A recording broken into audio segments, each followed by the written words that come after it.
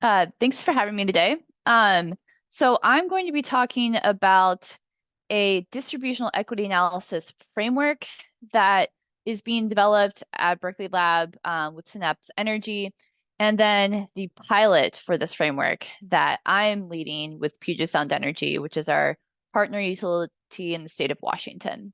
So I've listed my graduate student, Jasmine McAdams. She's at UC Berkeley, and she's helping me conduct this pilot study, handling a lot of the data analysis and doing a great job with that. So I will give a quick background to the pilot and how we got there, and then I'll describe the design of it, and then I'll get into what is a distributional equity analysis, what is this framework that we're using. I'll talk about some of the intermediate outputs that we're doing as part of this pilot, preliminary results, and next steps.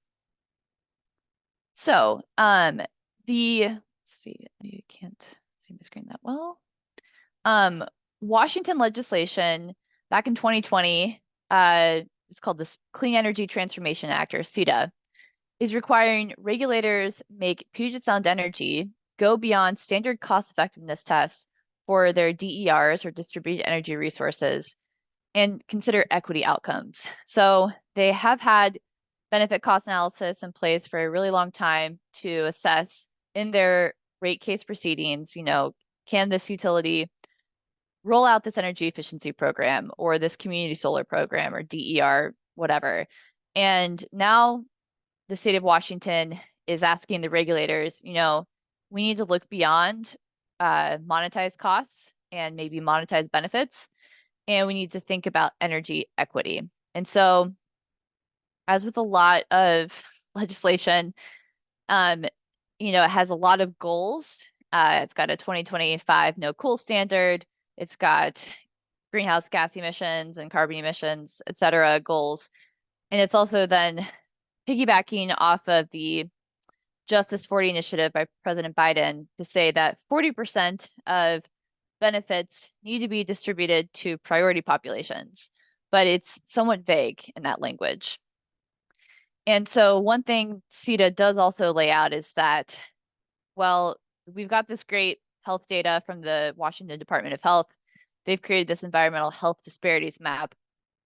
We want you, the regulators and the utilities, to use this information to define your priority populations.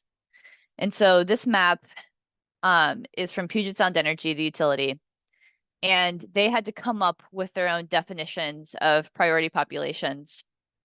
And they did basically a lot of statistical analysis using the Washington Department of Health information, as well as using some of their own utility and electricity service data to come up with quintiles and determine who is receiving statistically high levels of pollution and or inadequate energy reliability and energy burdens and things like that. So they came up with their own definitions and they've mapped them here. We've got highly impacted communities and then high level, medium, and low level vulnerabilities. Sorry, I'm having some issues. Okay, so specifically, the regulator's final order 2410 does approve that PSC's revenue requirement settlement be subject to certain conditions, and one of those includes this DEA. So they're saying, okay, utility, you need to conduct a pilot of a framework of a DEA. We don't know what it is yet. You have to come up with that, but you've got to do it on up to 80 megawatts of distributed energy resources. We also don't know what projects or programs you should look at. It's just that's our goal that we're setting for you.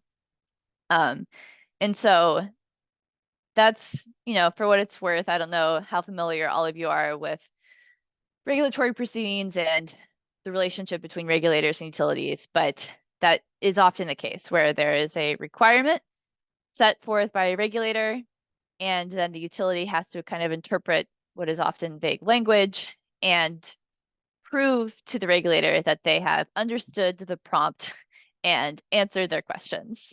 And so we are working with Puget Sound Energy to help them answer this prompt. So PSC has selected 2 community solar sites for their pilot. They are looking at a Nooksack Indian Tribe land apartment complex, where they have not yet installed this community solar project, but they are scoping it right now. It's in the design phase.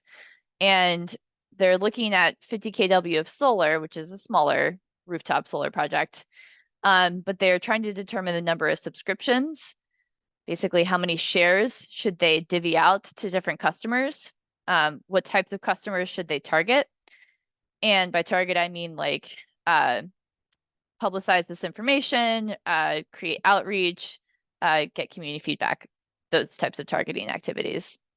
And then they're also thinking about, in this scoping phase, what are some non-energy benefits that these customers care about? And through different community engagements, they've determined that the Nooksack Indian Tribe cares also about resilience. And so they're thinking about adding storage to this site. With the Olympia High School project, that's actually already been in place. It was implemented in 2021, slightly larger rooftop solar project. No storage implemented here. And they've already set out the number of shares, and it's a fully subscribed service. 20% is dedicated to income eligible shares. Income eligible defined here as, I believe, 80% of AMI. So this is a definition that Puget Sound Energy came up with for other utility programs and that they're using here as well. A potential non-energy benefit that they want to look at here is education.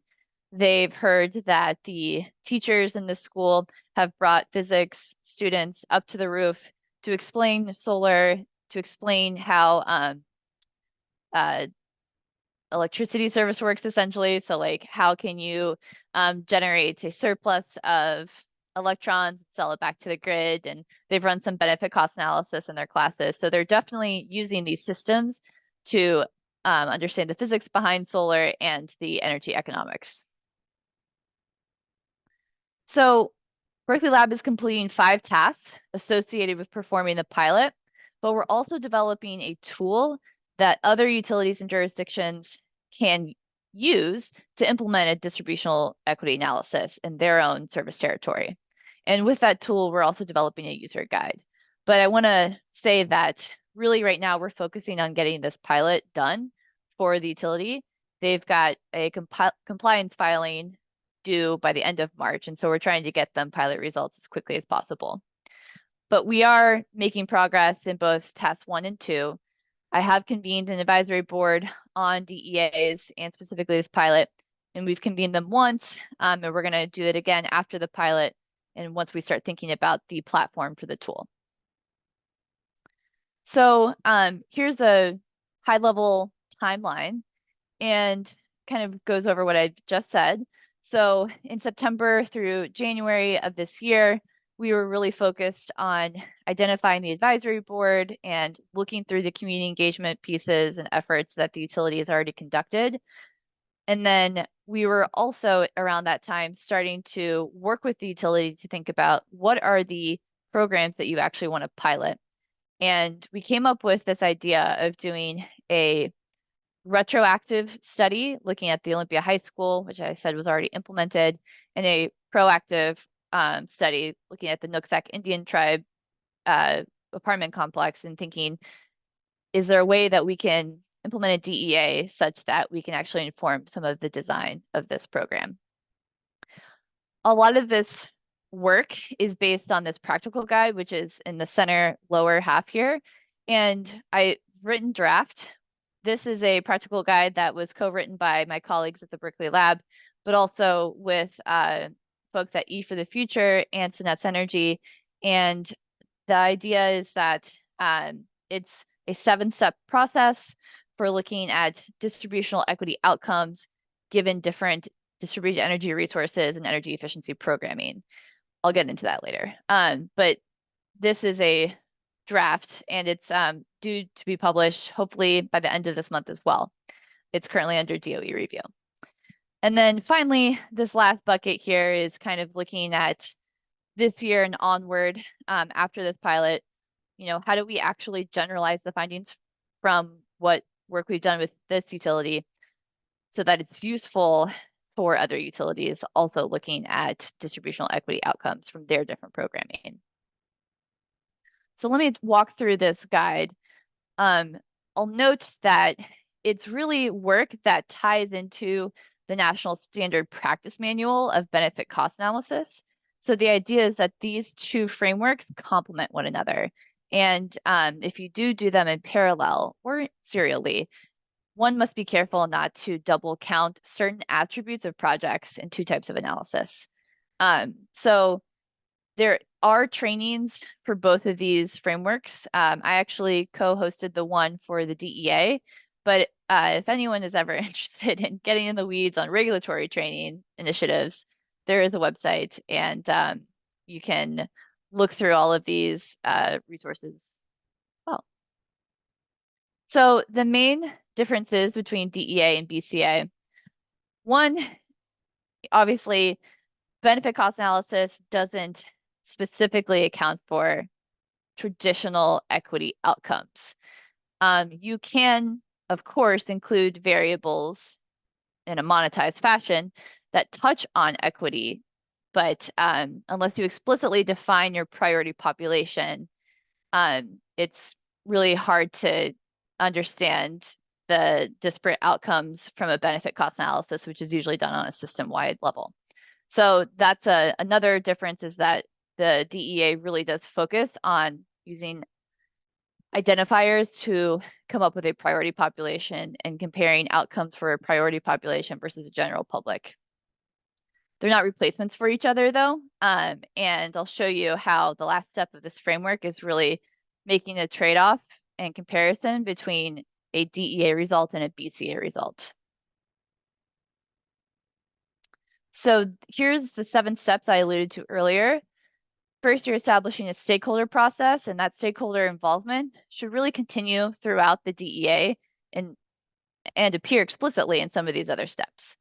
You then need to articulate the context in which you're performing this DEA, identify the priority populations, develop metrics that track progress towards a goal that you've set with your priority populations, and then apply those metrics to track progress, or either look back and say, well, this actually did achieve this goal, or look forward and say, based on these assumptions, we think we could meet this benchmark or not. And then the last is really about technical communication of these results. There's a lot of work that's been done with BCAs because it's been around for decades. And so I think a lot more work needs to be done with something like a DEA, which is just right now less common, and folks are less familiar with the topic. So I'm going to go through each of these steps somewhat briefly here. So we've got, we've got a stakeholder engagement process that, involves both working with the stakeholders to identify that priority population and develop metrics and goals, and then presenting these DEA steps. And so, like I said, this is really something that you don't just, it's not just a checkbox requirement that you do at the very beginning. It's something that needs to be considered throughout the process. Quick time check. Am I going crazy? Did we start at 10:30 or 10? We started a little bit after 10:30. You're okay with time. Okay, sorry. This is like, I've had multiple presentations today, and I'm starting to get confused about when everything started. And I'm like, do I have 13 minutes left? Okay, we're You're good. good. You're good. As long as we have maybe 10 minutes or so before 11:30, I think we're Sounds all good. set. Okay, Thank you. great. So here's what I meant by articulating the DEA context. There's, similar to a BCA, you can run this on a multitude of options here. You could either assess a single DER program serving priority populations in the general public. That's what we're going to be talking about today mostly. There's also a way to look at comparing DER programs. So maybe it's certain aspects of a specific community solar project. Maybe it's completely different DER programs. One is about electric vehicle charging. One is about community solar. You could look at portfolios of programs where you've got multiple projects that you want to include. Call that project or portfolio A, and then portfolio B maybe focuses on a different part of the grid or a different technology entirely. And then you could also theoretically optimize a portfolio, including programs and multiple types of DERs. And the idea here would be that if you've got multiple metrics in your DEA, you might just be trying to solve for certain metrics hitting certain scores. So this is a pilot of the first kind. So we are trying to do the simplest thing here, assessing a single DER program serving priority populations. We've got two community solar sites, but we are not comparing them together. We are just looking at them one off on their own, as they are completely different. One's prospective, one's retrospective. So this third step in determining your priority population, you can have all types of indicators, and these are really just like demographic and social data points that you might, as a decision maker, come up with on your own. You might come up with them through some sort of stakeholder process. They might be told to you, like in Washington, CETA defined that you need to use this type of data from the Washington Department of Health, and you need to come up with priority population definitions on your own, using your own indicators as well. So as a utility, what have you found to be something that is a problem or that you care about? And so these are just few examples of categories of indicators. Fossil dependence, energy burden, defined maybe multiple ways. You could look at energy burden the standard way, which is the ratio of annual or monthly income going to your energy bills. You could look at actually having outages and frequency of those. That's kind of an energy burden. I would consider that more of a reliability resilience burden, but the idea is that you are explicit and transparent about what you're tracking and what you care about and why. So there's also multiple ways to get data for this information. Some of it is publicly available. Some of it's available at a national level. Some of it's mandated to be collected, but a lot of utility level data, for instance, doesn't necessarily have to be reported to any tracking entity. And so in the aim of making things more transparent, hopefully the utility is at least being transparent with their regulator about what they care about and documenting that in some sort of compliance filing. So around metrics, the idea here is that before you set metrics, you've actually set goals. This framework was published and developed. I wasn't part of the development, but that has been my only critique really of this, is that I feel like there's a missing step between identifying your priority population and developing metrics. You really need to have an explicit step of developing a goal or goals, because metrics should be tied explicitly to goals. And you'll see later when you're calculating a score, it's all related. You have to find a benchmark that makes sense for that metric, and that metric has to be tied to a goal. So let's assume you've made goals for your priority population. And now when you're looking at metric design, these are the criteria and aspects that you should think about. Is the metric actually measuring something that is distributional? Or another way of thinking about that is like measured at a customer level, something that's more granular than your utility service territory system level data. Is it discrete? I will cover this later, but if you're not careful, you can have categories of metrics that have multiple options for collecting this data. And if you aren't careful, you could have metrics that are duplicating efforts by presenting slightly different information, but ultimately it's the same outcome. It's the same benchmark that you're measuring this against. So hopefully that makes sense, but we can answer questions later about that. They also need to be tied to equity goals, as I said. And then finally, when you're doing a DEA for distributional energy resources, you need to actually think whether or not that metric or that goal can be achieved with a DER. So a lot of folks are interested in health indicators, for instance. health metrics. And some DERs can impact perhaps indoor air quality through filtering of air through HVAC systems or air conditioning and heating systems. But that's a very localized, specific impact. DERs on average it's harder to track their impact on outdoor air quality, PM 2.5, CO2. So there are ways, and there's mapping of, turning down a peaker plant or turning off a peaker plant and reducing point emissions, but it's much fuzzier, right? So you just need to think critically about, is your metric actually something that can be moved with your program? So then we need to apply these to your population that you're prioritizing versus your general public. This graph here on the right is really just looking at the kind of the difference between a population indicator and a DEA metric. And then combining the two, you want to see, okay, I'm calculating these metrics and setting benchmarks for my priority population versus everyone else. And how are these things stacking up? And speaking of stacking up, so this is step 6. And there's a lot that goes into this step. There's also a lot of just methodology that I won't cover today. But if you're aware of it, this is effectively using a modified multi-attribute utility analysis to assign importance weights to each of these metrics. There's multiple metrics probably that you're considering. And then measuring the value of that metric for your priority population and your general public compared to a benchmark value. And then finally, aggregating this for a total unitless score. So before I get to the graph that I'm about to show on the right, I'll just walk through 2 examples on the left. So example 1 would be a participation rate benchmark of 20%.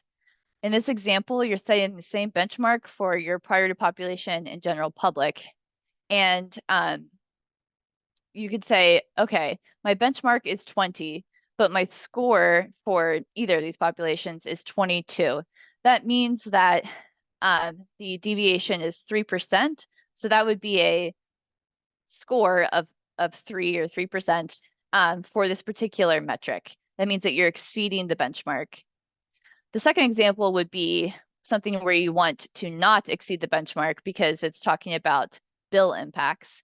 And so let's say you want your program to reduce energy bills by 3%. So that's a negative 3% benchmark. But you find that the program only reduces the bill by 1.5%. So that's a score of negative 1.5. And then you're going to calculate again that deviation, and it's a negative 50%. So basically, what does this look like then?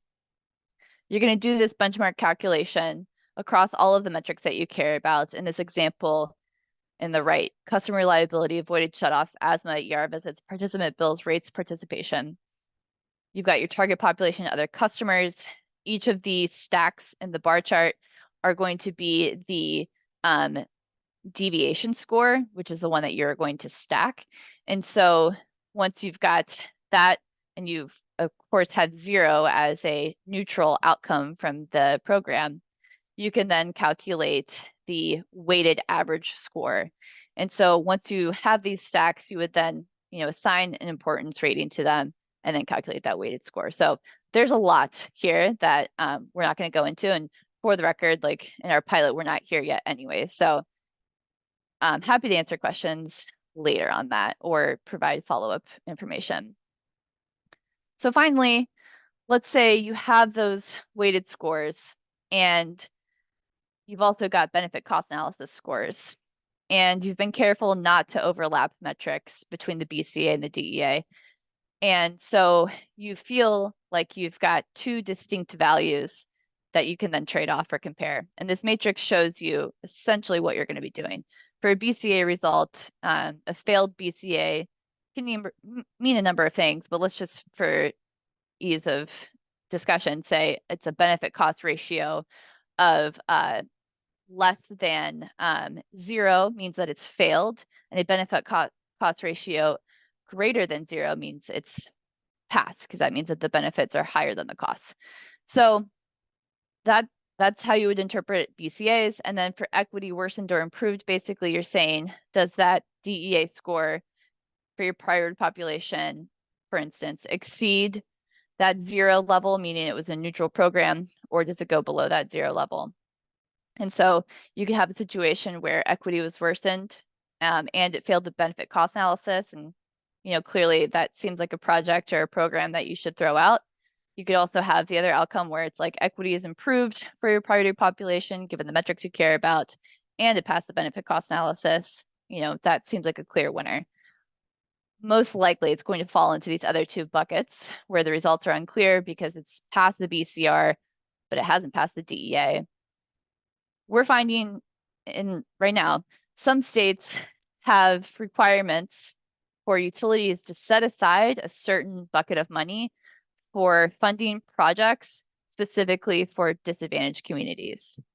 So what that means is that a DEA would stand on its own as just a way to optimize the spending of that money. And so there wouldn't be a BCA to compare this against. That happens to be the case in Washington, actually. So that's another thing to keep in mind here, is that there's going to be situations where benefit cost analysis is not being called for, but then it's like, what type of analysis do we run? You can't just throw money at different populations for different programs without any consideration of if you're improving things. So this DEA kind of fits that situation as well, even if you aren't required to do a BCA. Okay, so intermediate outputs. We've got a few documents that we are producing basically in parallel with this pilot. And one of them is this practical guide, which I described earlier. This is likely being published by the end of this month, but and I can send a link to you all if you're interested once it is published. But the idea here is that it's a fairly lengthy document just describing the framework and including a lot of the literature around how this framework was developed. This was something that also pulls a lot from the University of Michigan's Energy Equity Project work. And so it's really just trying to give regulators and other decision makers a very practical way of measuring distributional equity. But it's still, this pilot and this tool that we're developing, I think, is going to make that even more digestible. And as I mentioned before, there is also a training on this through the Regulatory Training Initiative. I believe there's going to be other venues for these trainings outside of RTI. And so this hopefully is something that they being E for the Future, DOE, they're trying to circulate and socialize this so that other decision makers are aware of it and other pilots can come out of it. So we're also thinking about creating additional materials for this practical guide coming out of this pilot. So like I said, this pilot's the first of its kind. We're learning a lot. Sometimes with pilots, you ask more questions than you answer. We're seeing a mix of both. And one of the things that we're finding that wasn't detailed in a very practical or useful way in the practical guide was how to do community engagement specific to DEA. There's a lot of community engagement guides out there, but a lot of them we find to be very high level and not specific to any sort of regulatory process. Or if they are, there seems to be a lot around, where's what I'm looking for? Lack of a better term, like citing of new development around wind, usually, and some solar. There is some community engagement around how to recognize the right audience and invite them to participate in town halls. But often we're finding that the information being collected in these town halls is just a bunch of notes, and then nothing really comes of those notes. I mean, sometimes it's not even notes, it's just like an audio recording, especially in a virtual setting. And the audio recordings aren't transcribed and they certainly aren't being coded. So we're finding that there could be a lot more actual useful information and two-way kind of engagement coming out of these workshops and meetings. And so hopefully we address that in some of these ideas and issues we've been hearing about in this guide. Speaking of community engagement, we were actually invited to attend a workshop with the Nooksack Indian Tribe a month or so ago. And this workshop was actually part of something else by the Department of Energy, the Energy Transitions Partnership Project, or ETIP. And so this workshop was actually focused on developing energy transition plan.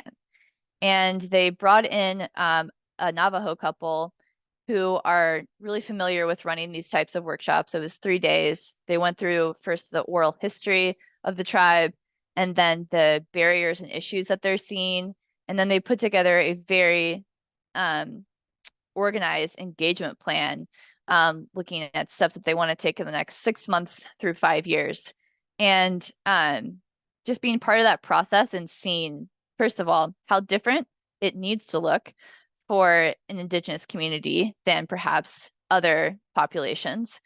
And also just how meaningful it was to have a facilitator that was qualified and had a relationship with this tribe. And so these things, we found to be important. Be invited qualified facilitator, describe your lived experience instead of just presenting on community solar and how this technology works. First, explain who you are and what your background is, both your technical background and like why you're a good person to be talking about this topic, but also just your cultural background and why you care about this topic. That helps build trust. Doing these meetings in areas that's easy for people to get to, and maybe compensating them for their time via raffles or reimbursement. These all build trust. And then engaging as an active listener. Like I said, in some of these town halls that I've been present at, it's really just maybe if there's a line of people that come up and talk, and maybe there's some notes and maybe there's some correspondence between the policymakers and the audience. But oftentimes it's really just coming up and verbally listing things, and then it's unclear if that information is coded and ever used in policy. So active listening is a much different skill. Okay. So those were some of our initial engagements and outputs on this project specifically. So now I'm going to talk about some of the preliminary results around the DEA. So what I did here was make a table. There's the 7 steps that I've talked through and what they contain generally. And then I've included the progress to date specifically for Puget Sound Energy.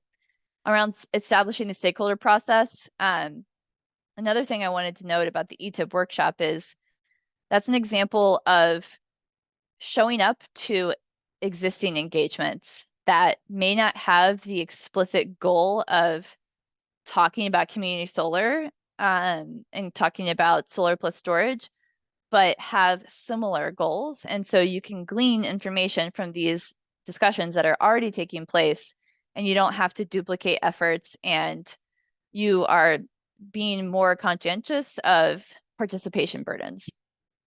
So one thing that we tried to do then in this DEA to kind of emulate that belief that you don't want to overburden participants is we tried to look through the history of what PSE has done to date on this topic of clean energy and specifically community solar. We looked through, they've hosted an LMI integration roundtable. They've put together an equity advisory group where they do compensate their participants. These are customers that are typically part of their income eligible categories. And so they always offer compensation for attending meetings and reviewing documents.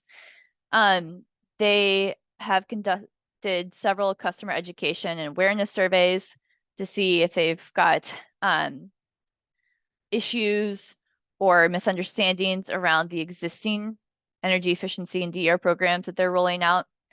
And with all of this information, we were able to glean some of the goals that some of these groups are already caring about.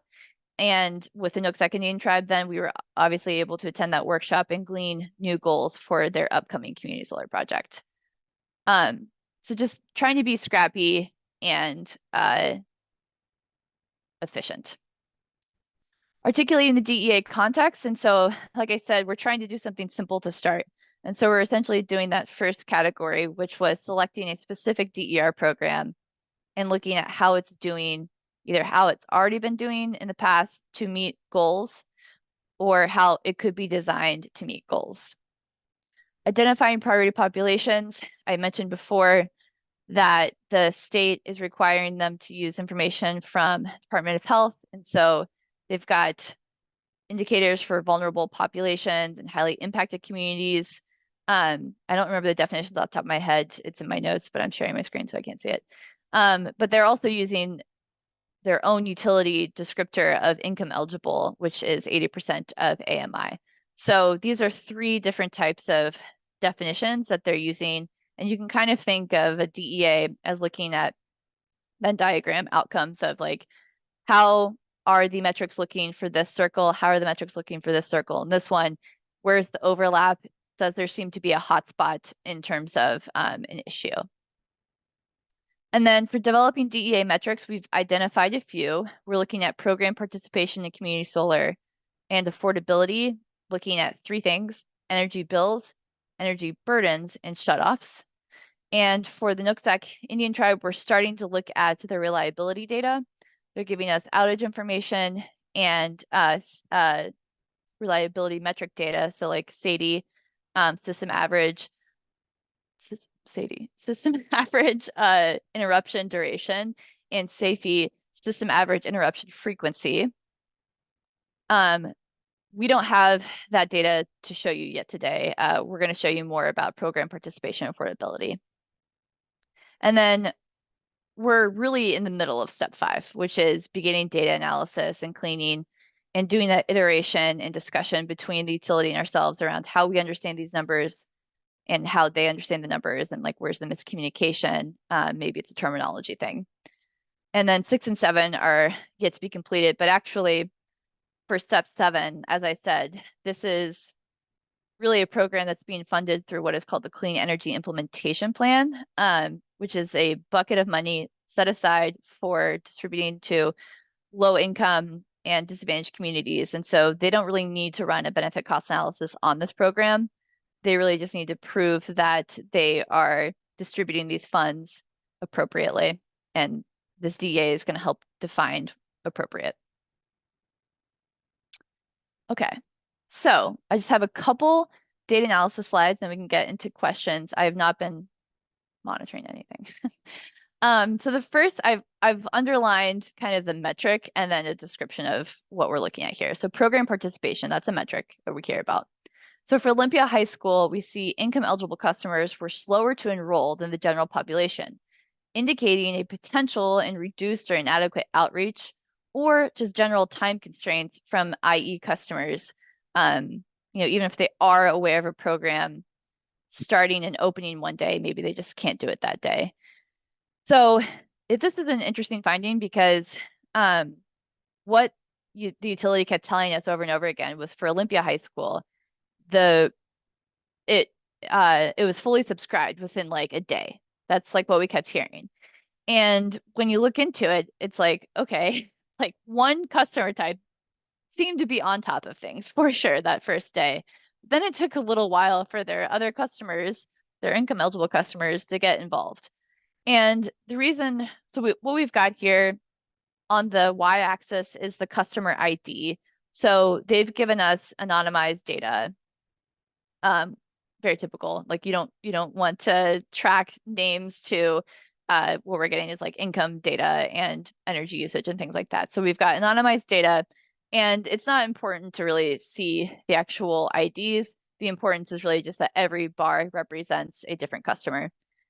And then dark green is the general population and light green is that income eligible group. And then on the x-axis, we have years. And what we're showing here is that what they believed happening, the utility, was that first of all, everyone subscribed all at once. And the second thing that they believed was that everyone stayed in the program since subscription, which is also not true. So I think it's a default of 2 years. And so if we had seen everyone staying in this program, I think we would have seen the bars extending through now. And so I think that either I'm interpreting this incorrectly or we're seeing that some people dropped out after a certain amount of time.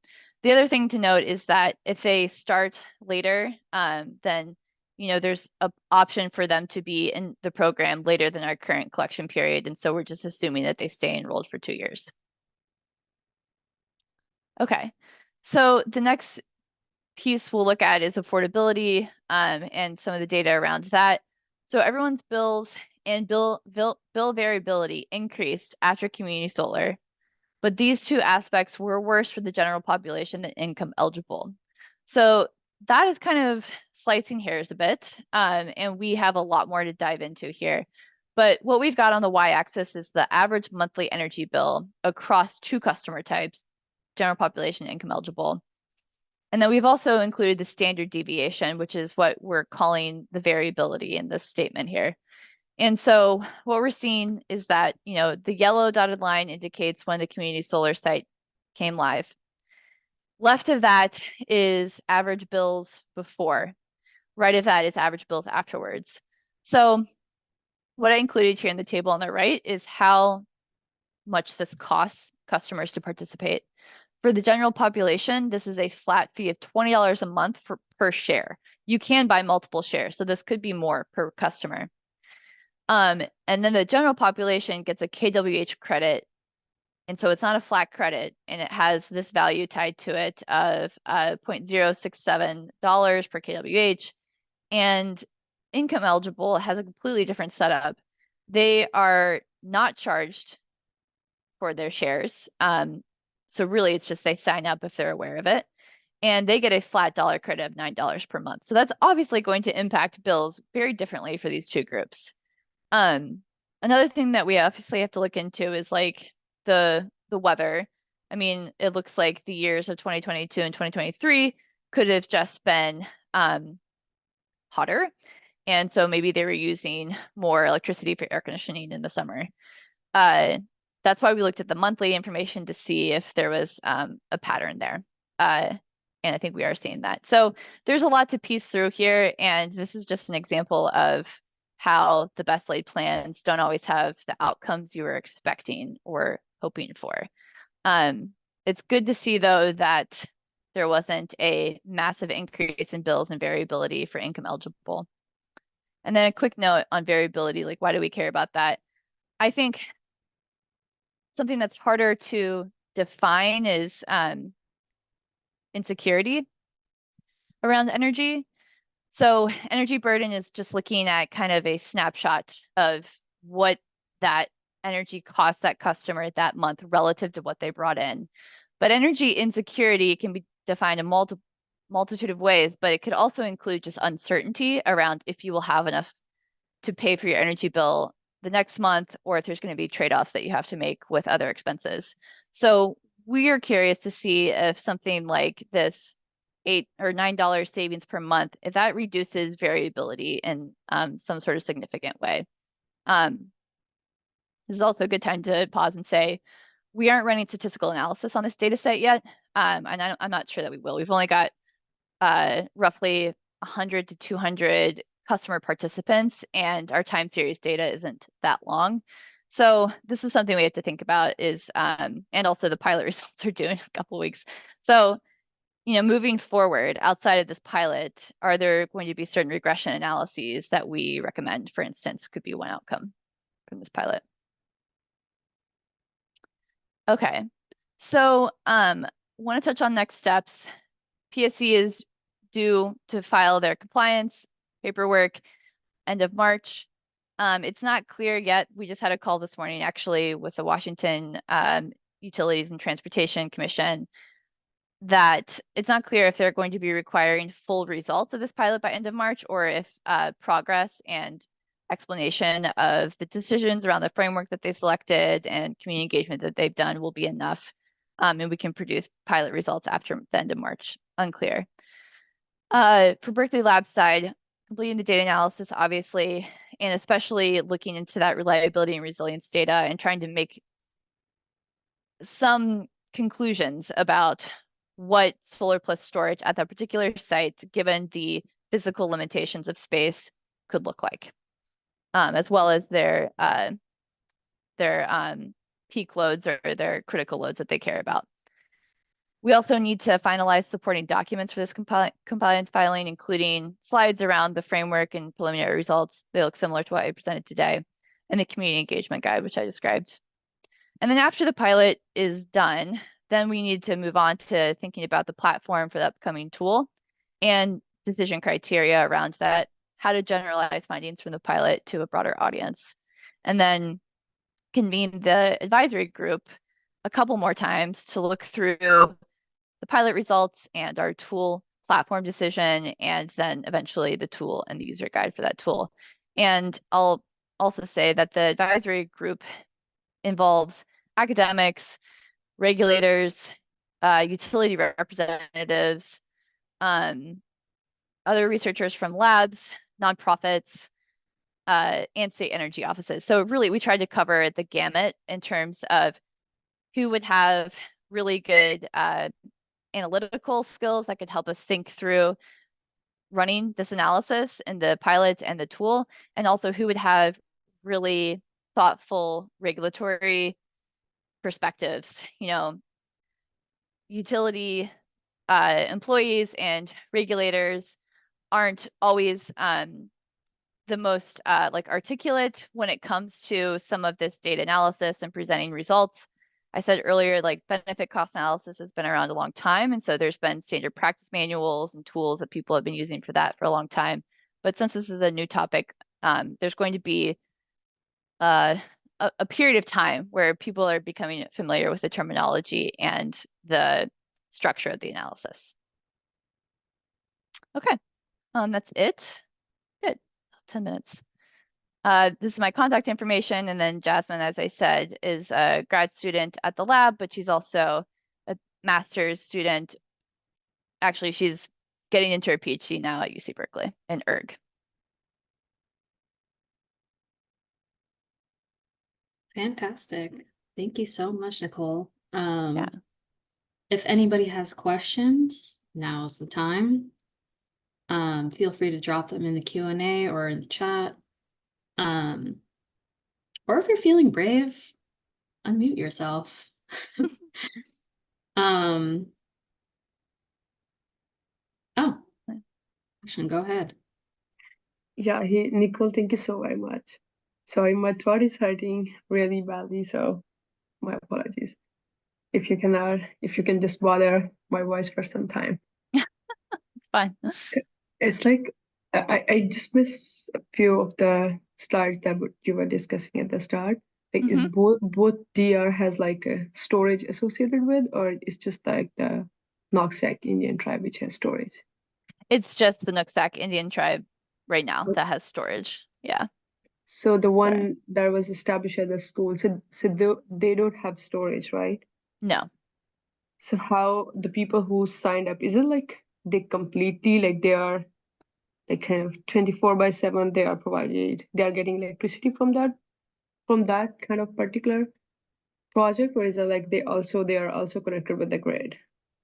They're connected to the grid. And actually the way that this is working is the community solar is really just a way of measuring how much electricity was generated from those solar panels. There's a meter there, but those electrons are going to the grid. And what's serving the customers nearby is just grid electricity.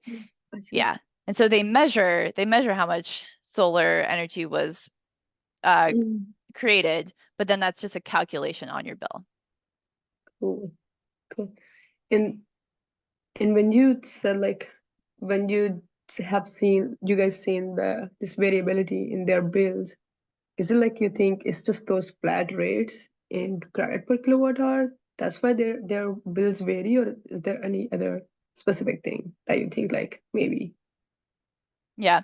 So we just looked into this, and so we're still kind of digesting the output. But yeah, I think there's something to be said about when you give income eligible customers a flat credit and you don't charge them anything, that will likely reduce the range in what your bill can be. So especially if it's $9, I mean, that could be up to, I mean, that could definitely be 10% of your bill. That's just knocked off every month at least.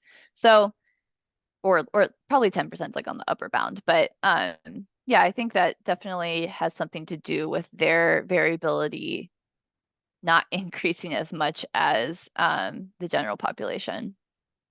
Yeah, and for the general population, it's like 0.067 per kilowatt hour. That's the Yeah. credit that they're getting, right? Yep. Let's see.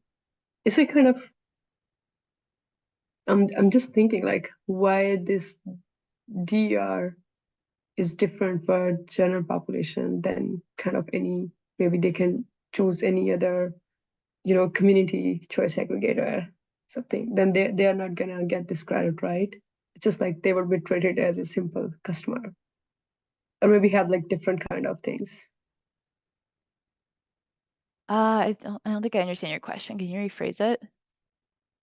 I'm just to kind of compile like how these DRs kind of in the equity space can be kind of different for general population and for the people, income eligible people. Yeah, so why did they design the program differently for these Yeah, two yeah, groups? Yeah. yeah. Um, yeah, so they've had their community solar projects for a few years. These are just two of them.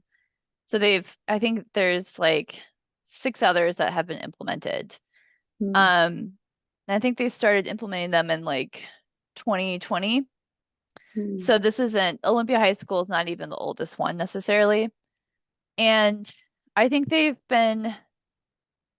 made these decisions a few years ago. I'm not sure how much they've changed them. Sometimes when a utility gets something approved by a regulator, they are hesitant to change things, like the nuts and bolts of how the program works. Because if they do change the nuts and bolts of how the program works, they probably have to go through another rate case, which could take a year or two. mm. So I don't know exactly how they came up with these values in the first place. I think that's Yeah. something that we should document though. Yeah, I think so. Like for general population, like if they only care about the environment, but still why they should go to such a high amount, because like if they only care about the environment, then they have other CCA, right, to choose if they don't want to go for utility, like simple. And Yeah. maybe it's more, kind of not that kind of burden in terms of like energy bills for them. Yeah. Yeah, I think so. Yeah, I'm just trying to digest. It was a lot. Thank you so much, Nichole. Yeah. Yeah. Thank you. I Looks see like, oh yeah. oh yeah, you saw the question in the chat. Yep. Um, so I am less familiar with national trends of community solar programs and how they affect monthly bills. I agree that the instinct would be that it should lower bills. However, if you look at the way this is set up, I think one of the follow-up questions we have with this utility is, on average, how much kWh is generated per credit. And I mean, I would like to see how that compares to the cost that general population is paying to participate. So clearly, if the kWh isn't as high to break even with that, or if the rate that they've set isn't as high to break even with their $20, then clearly it's going to always be more expensive for the general population to have a share in this community solar project. And since this wasn't a program that required a benefit cost analysis, it then raises the questions like, the utility must have had other goals around community solar. Maybe the goal, I know one of the goals was to actually just increase distributed energy resource generation and clean energy generation. In Washington, most of the electricity is generated from hydro, but then the remaining is natural gas. And it looks like there's also some coal still based on the CETA goal of eliminating coal-fired electricity. So there's definitely a goal set by the utility to just increase DER, at whatever cost. There are different programs that they roll out. Some of them go through a BCA, and I guess this one doesn't. And so, I'm not sure if they've done an analysis on like the participant cost test, for instance, to see on average, not even considering income eligible customers, but just like, what is this doing to their customer base in terms of monthly costs? Nichole, another question. Maybe this is again something. When you say like sheer cost, it means like this investment is like at the end of the day, this investment is going to own the community solar, or it's just like the part of the bill, or it's just like they have to pay because they are getting energy from solar. The idea is that the participants, both IE and GP, over some time, I don't know if it's 20 years, but yeah, they're paying towards ownership. And so, but since these projects haven't been around that long at all, I'm not sure what that handoff looks like. Cool. I see. Because like this is just like some of the utilities has those programs like to put the solar on your rooftop, and like then whatever the cost they will include into your bill, and at the end of the day you will get that. Yes. And then the participation is absolutely optional. Even income eligible, they don't have like a default system set up so that if this customer is eligible for other bill impact or bill reduction programs, that they automatically enroll in this. Everything you have to sign up, and then the idea is that you are defaulted into the program every year unless you ask to be removed. We are just a little bit past 11:30, but if you could answer that last question in the chat, that would be fantastic. We were introduced through essentially DOE. So we heard about this workshop happening through DOE, and then we were reached, like the ETIP is run by researchers from NREL, Sandia, and Berkeley Lab. And so the leads at those three labs approached me and said, hey, we're doing this. It sounds like you guys are doing a different project on community solar. And we basically asked, like, do you think we could attend as part of kind of a DOE and national lab attendance and representation? So, and then through that, they asked the tribal leaders if that was something that was okay with them. So it was first through DOE, who had already made this connection and was already going to host this workshop, and then it was through the tribe to essentially like add on the community solar piece around Puget Sound Energy.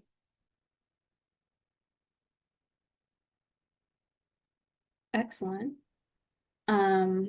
So thank you so much for coming out and presenting, Nichole.